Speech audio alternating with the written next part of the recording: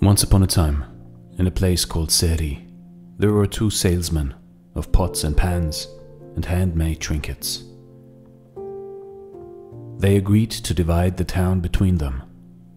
They also said that after one had gone through his area, it was all right for the other to try and sell where the first had already tried his luck. One day, while one of them was coming down a street, a poor little girl saw him and asked her grandmother to buy her a bracelet. The old grandmother replied, "How can we poor people buy bracelets?" The little girl said, "Since we don't have any money, we can give our black old plate."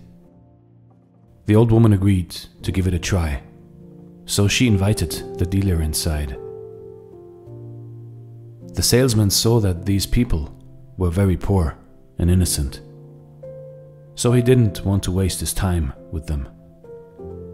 Even though the old woman pleaded with him, he said he had no bracelet that she could afford to buy. Then she asked, "We have an old plate that is useless to us. Can we trade it for a bracelet?" The man took it and, while examining it, happened to scratch the bottom of it. To his surprise, he saw that underneath the black suit there was a golden plate. But he didn't let on that he had noticed it. Instead, he decided to deceive these poor people, so he could get the plate for next to nothing. He said, "This is not worth even one bracelet. There is no value in this. I don't want it." He left, thinking he would return later, when they would accept even less for the plate. The other salesman, after finishing in his part of town, followed after the first as they had agreed. He ended up at the same house. Again, the poor little girl begged her grandmother to trade the old plate for a bracelet. The woman saw that this was a nice, tender-looking merchant and thought, "He is a good man, not like the rough-talking first salesman." So she invited him in and offered to trade the same black, sooty old plate for one bracelet. When he examined it, he too saw that it was pure gold under the grime.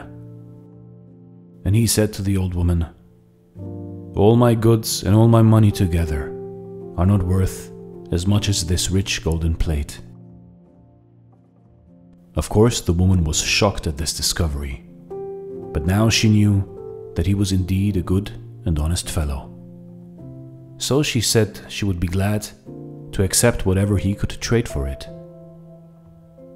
The salesman said, "I'll give you all my pots and pans and trinkets, plus all my money, if you will let me keep just 8 coins and my balancing scale with its cover to put the golden plate in."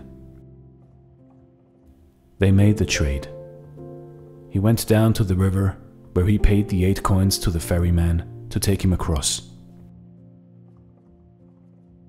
By then, the greedy salesman had returned, already adding up huge imaginary profits in his head.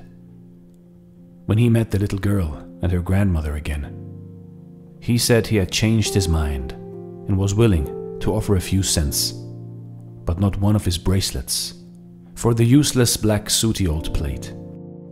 The old woman then calmly told him of the trade she had just made with the honest salesman, and said, "Sir, you lied to us."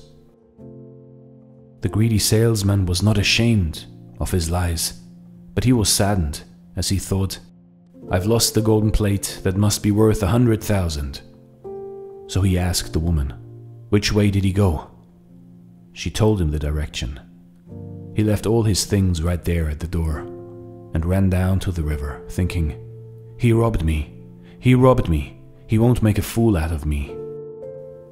From the riverside he saw the honest salesman still crossing over on the ferry boat. He shouted to the ferryman, "Come back!" But the good merchant told him to keep on going to the other side, and that's what he did. Seeing that he could do nothing, the greedy salesman exploded with rage. He jumped up and down, beating his chest. He became so filled with hatred towards the honest man who had won the golden plate that he made himself cough up blood. He had a heart attack and died on the spot.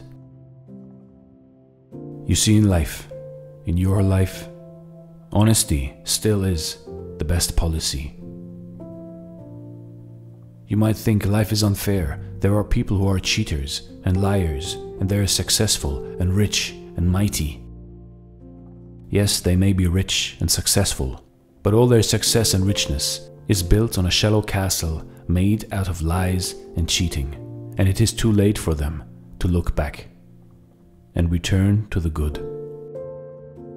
They have to keep on going and lying and cheating until it digs their own grave for them. Honesty is the best policy. Stay humble, stay honest. This is Dare to Do Motivation, Stories. Thanks for watching, and stay blessed.